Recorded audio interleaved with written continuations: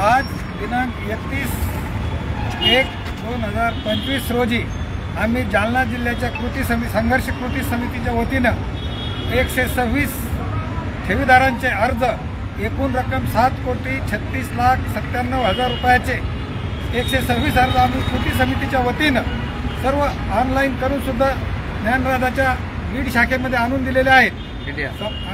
माननीय DDR साहेब समृद्ध जाधव यांच्याशी आम्ही 2 वेळेस स्वतः फोनवर बोलणं केलं आणि जे ग्रामीण भागातले त्यांनी आम्हाला असं आवाहन केलं की तुम्ही सगळे फॉर्म ऑनलाईन करा।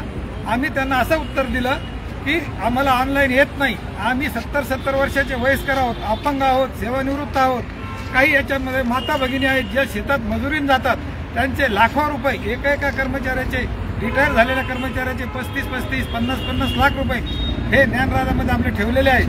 आणि आमच्या तिथल्या लोकांनी आम्हाला जालन्याच्या ठेवीदारांचा एवढा उद्रेक झाला की त्यांनी ज्ञानराजा मल्टीस्टेटवर, राजस्थानी मल्टीस्टेटवर गुन्हे दाखल केलेले आहेत, परंतु पोलीस सुद्धा संथ गतीने तपास करत आहेत।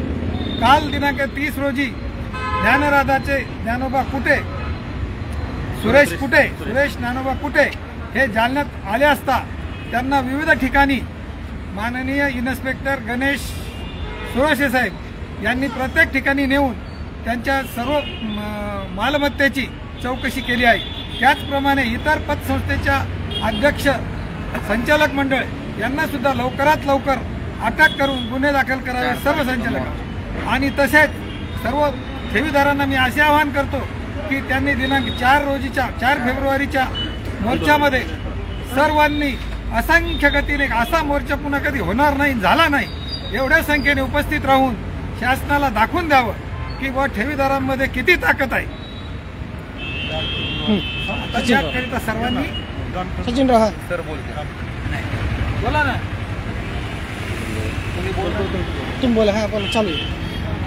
ज्ञानराजा multistate, Sairam multistate, Rajasthani multistate, Masaheb Jijau multistate, Marathwada urban Majalgaon multistate, Matoshri multistate, Laxmi Mata urban multi-state आदी इत्यादी मल्टीस्टेटमध्ये बीड जिल्ह्यासह मराठवाड्यातल्या लाखो ठेवीदारांच्या ठेवी त्या गेल्या 1.5 वर्षापासून अडकलेल्या आहेत। आणि याच्यामध्ये ज्ञानराजाचे सुरेश कुटे यांना पोलीस प्रशासनानं अटक केलेली आहे, साईरामचे शाहीनाथ परभणे यांना अटक केलेली आहे, राजस्थानीचे चंदूलाल बियानी यांना अटक केलेली आहे, मासाहेब जिजाऊचे बबन शिंदे यांना अटक केलेली आहे, परंतु त्यांचं संचालक मंडळ अद्यापही फरार आहे। गेल्या 1.5 वर्षभरापासून अनेक ठेवीदारांचे पैसे न मिळाल्यामुळं जवळपास 100चा आकडा होत असेल एवढे लोक आपले मृत्युमुखी पडलेले आहेत। आणि हे संचालक मंडळ अजूनही मोकाट फिरतंय।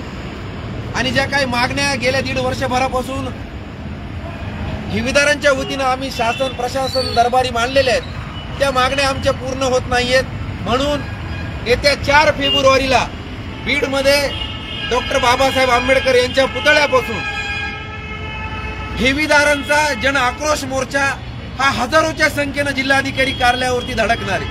आणि आपल्या ज्या काही मागण्या आहेत त्या मागण्या आपण जिल्हाधिकारी साहेब यांच्या माध्यमातून मुख्यमंत्री महोदय असतील, केंद्रीय मंत्री असतील, केंद्रीय सहकार मंत्री असतील यांच्यापर्यंत पोहोचविण्याचा निर्णय आम्ही घेतलेला आहे।